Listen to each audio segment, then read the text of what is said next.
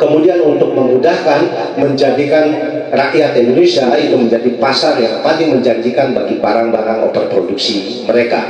Ini adalah orientasi awal. Kenapa kemudian negara-negara besar maju itu mendanai pembangunan infrastruktur di Indonesia atau di negara dunia ketiga. Sejauh ini ada dua negara besar yang kemudian bersaing dalam pembangunan, dalam pembiayaan ini. Ada blok US dengan Global Gateway-nya, kemudian ada blok Tiongkok dengan Belt Road Initiative-nya.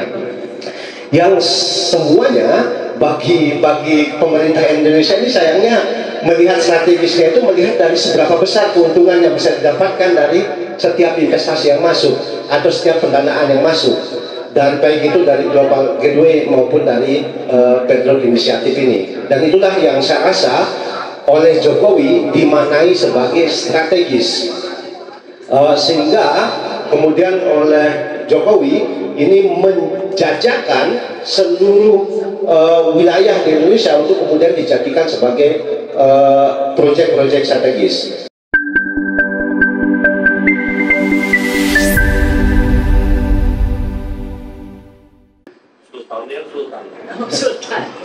Oke, terima kasih karena diskusi kita ini sudah sejak awal pembukaan tadi itu semi-semi aksi ya. Nah, jadi kita mulai dari yel-yel. Saya ingin mengajak teman-teman untuk kita yel-yel sebagai penyemangat kita sekaligus menunjukkan bahwa kita ini sedang semi aksi. Kalau saya nanti bilang land reform, saya ingin teman-teman menjawab tanah untuk rakyat ya. Nanti kita mulai land reform. Land reform. Land reform. Oke, terima kasih. Setidaknya ini pemanasan menuju tanggal 24 September nanti. Jadi tanggal 24 September itu adalah Hari Tani Nasional dari Aliansi Gerakan Reforma Agraria. Hari Tani Nasional yang kita akan sama-sama memperingati bahwa sudah 64 tahun Undang-Undang Reforma Agraria itu dicetuskan. Tadi Mbak Dewi dari KPA juga sudah banyak menyinggung tentang bahwa kaum tani saat ini melalui berbagai macam organisasi taninya itu sudah sejak lama mendorong ada satu sistem pengelolaan tata kelola agraria yang itu berbasiskan pada bagaimana meningkatkan kesejahteraan hidup dari kaum tani. Akan tetapi nyatanya reforma agraria itu juga diadopsi oleh Jokowi, tetapi adopsi dengan satu istilah yang sama tapi tafsir yang berbeda dari yang dikehendaki rakyat. Karena pada faktanya reforma agraria yang dijalankan oleh Jokowi itu justru jauh lebih besar tanah yang hilang dari tangan rakyat daripada tanah yang diberikan kepada kaum tani itu sendiri.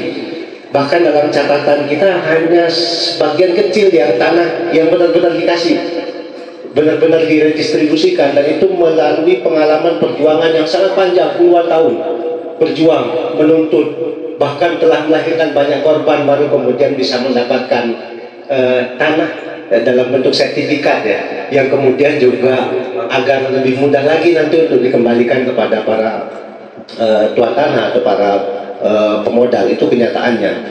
Di sisi yang lain justru tanah-tanah rakyat baik itu yang sudah memiliki alas hak maupun tidak itu dengan mudah untuk diambil. Yang tadi banyak diceritakan, ada yang diambil dengan uang 20.000, 50.000, bahkan ada yang diambil secara gratisan lewat atas nama Undang-Undang Nomor 2 Tahun 2012 tentang pengadaan umum, pengadaan kepentingan umum ya. Kemudian seluruh tempat-tempat di mana negara ingin membangun proyeknya di sana kemudian dinyatakan sebagai itu demi kepentingan umum, sehingga dengan mudah untuk kemudian bisa mengambil, merampas apa yang sudah dimiliki oleh rakyat itu sendiri. Yang hari ini menjadi tema besar kita, proyek strategis nasional. Tadi saya juga sepakat dengan apa yang disampaikan oleh Mbak Dewi bahwa proyek strategis nasional kalau disingkat PSN ini sebenarnya adalah penggusuran skala nasional. penggusuran yang dilakukan di mana-mana, bukan hanya di Tangerang, bukan hanya di beberapa tempat spot-spot yang mungkin viral, tetapi hampir di seluruh Indonesia PSN ini ada. Bahkan tadi ada catatan 134 kasus sampai dengan tahun 2004, sejak 2016 PSN ini diterapkan di berbagai macam tempat, di berbagai macam daerah, baik itu untuk pembangunan transportasi sampai dengan pembangunan kawasan. Oke, kalau untuk pembangunan infrastruktur dasar seperti transportasi dan segala macam mungkin masih ada relevansinya, kemudian dikatakan sebagai proyek strategis nasional. Tetapi ketika itu berbicara kawasan, berbicara smelter, berbicara kawasan industri, dari mana kedudukan itu menjadi strategis bagi rakyat? Ya, maka dari sini saya ingin ngajak kita melihat dulu dari mana sih sebenarnya konsepsi PSN ini muncul. Kalau kami sendiri dalam studi kami, bahwa PSN ini sebenarnya muncul sebelumnya dari era dulu ada namanya MP3I ya, Master Plan Percepatan Pembangunan Ekonomi Indonesia, yang kemudian membagi Indonesia menjadi beberapa koridor.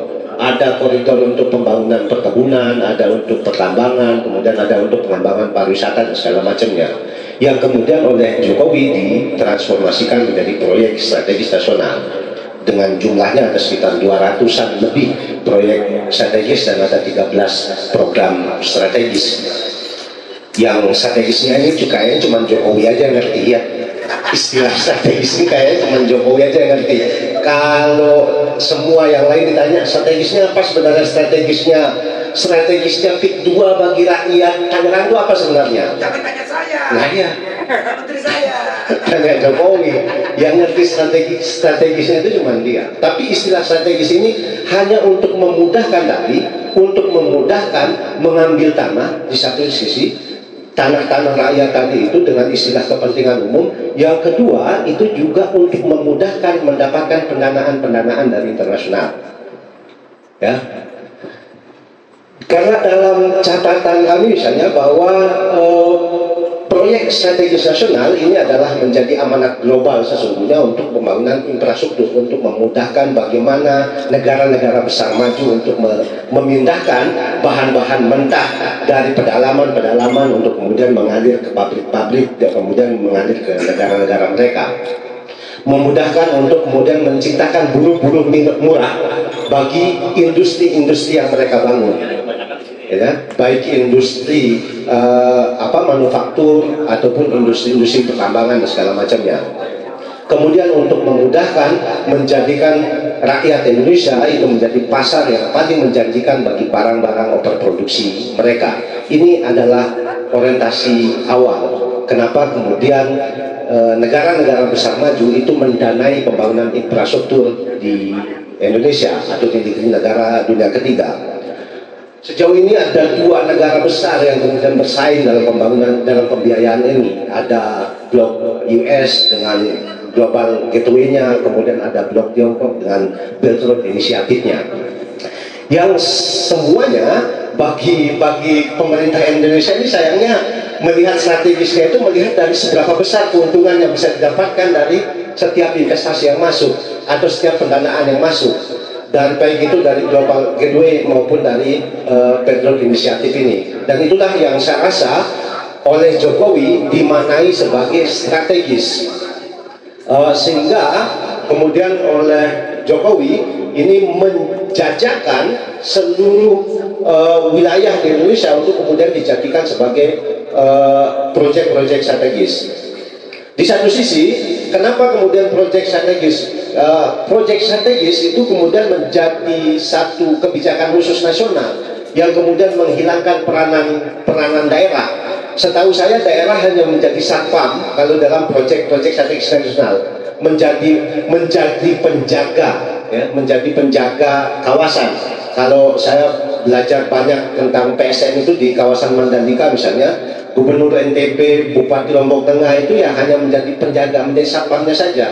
Sedangkan keuntungan baik itu dari uang pinjaman yang didapatkan dari AIB ataupun dari pembangunan hotel macam Pullman Novotel ataupun dari Dorna sekalipun, itu yang mendapatkan keuntungan langsung pemerintah nasional. Itu kenyataannya, kawan-kawan sekalian.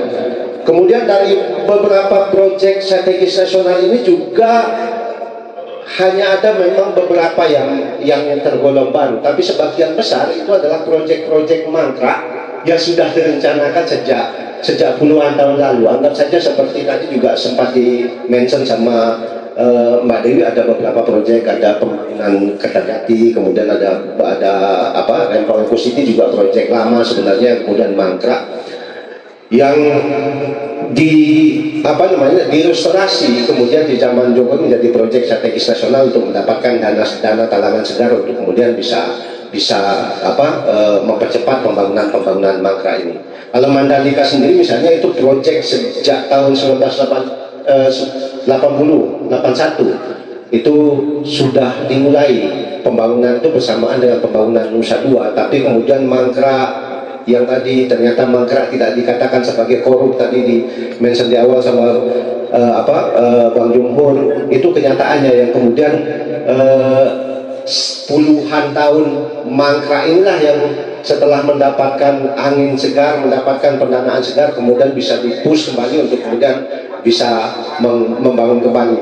Rakyat kemudian menjadi objek penderita atas semua itu. Kehilangan tanah, bukan hanya tanah, kehilangan kehidupan. Kalau saya nanti tadi banyak data yang sebenarnya sudah disebutkan sama Mbak Dewi, tapi saya ingin lebih spesifik mengambil beberapa contoh.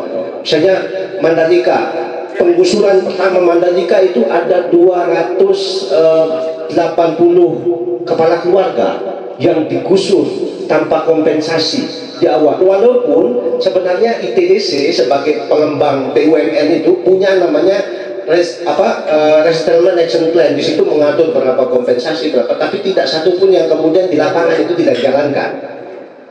Tidak ada satupun dari rencana itu yang dijalankan. Harusnya rakyat yang tergusur mendapatkan relokasi, tetapi dari 280 rumah tangga yang digusur, yang rumah relokasi yang disediakan hanya 120 unit. 120 unit itu terdiri dari hanya 60 rumah sebenarnya. Masing-masing rumah terdiri dari 2 pintu. Walaupun di RAP-nya, Resettlement Action Plan-nya, itu setiap orang yang digusur harus dibangunkan satu rumah 2 lantai, setengahnya itu adalah homestay, setengahnya tempat tinggal.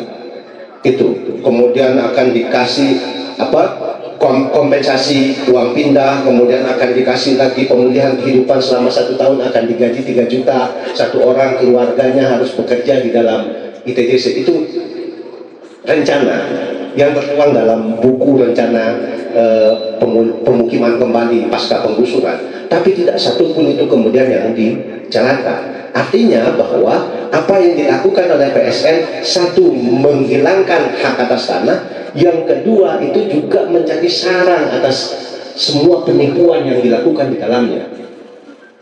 Ya kalau tadi kita lebih open, yaitu jadi bancaannya di antara mereka, bagi-bagi di antara mereka, bahkan korup. Kami sendiri terakhir menemukan ada 24 buku rekening atas nama korban penggusuran yang tidak pernah diketahui oleh korban sendiri bahwa dia punya buku rekening, dan ada nominal transaksi yang beredar di dalam buku rekening. Itu temuan terakhir kami dari proyek Mandalika. Betapa besar arti strategisnya di situ, maksud saya. Ternyata arti strategisnya adalah bahwa selain dia bisa mendapatkan tanah dengan murah, dia bisa mendapatkan keuntungan dengan sangat mudah. Tidak peduli apakah ini akan menjadi proyek mangkrak atau tidak, tapi sejak saat proyek ini diterapkan, ada keuntungan strategis yang bisa dibagi-bagi di antara mereka di dalamnya. Yang lagi-lagi selalu saja yang menjadi korban ya pasti rakyat.